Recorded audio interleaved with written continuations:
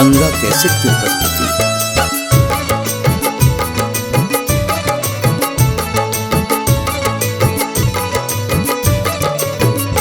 चला चला हो चला चला चला चला हो हमरा संगे मेला में, चला चला हो हमरा संगे मेला में। मजा लुटी हो तो खूब ठेलम ठेला में, मजा लुटी हो तो खूब ठेलम ठेला में।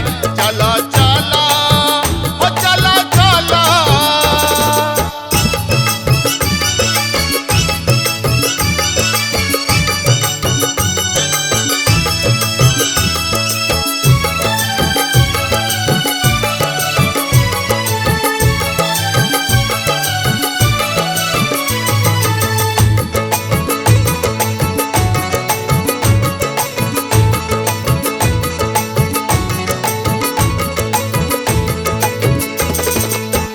किलो किलो जिलेबी जो खबी हो, गरम कचौरी के सौदा तू करी हो।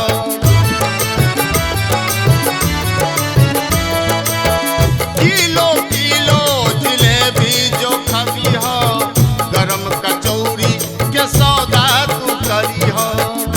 खैहा मुरही हो, खैहा मुरही, खैहा मुरही मिला के तू छोला में, खैहा मुरही मिला के तू छोला में। मजा लुटी हो तो खूब ठेलम ठेला में, मजा लुटी हो तो खूब ठेलम ठेला में।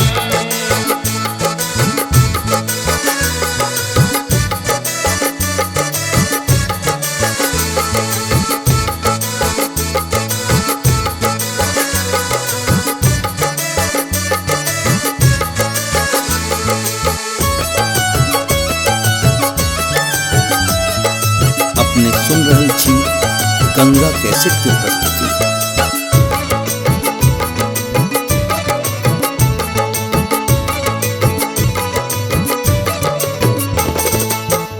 एना टुकली दिस तू नहीं जई हो, तो के रुपैया भौजी के भेजी हो।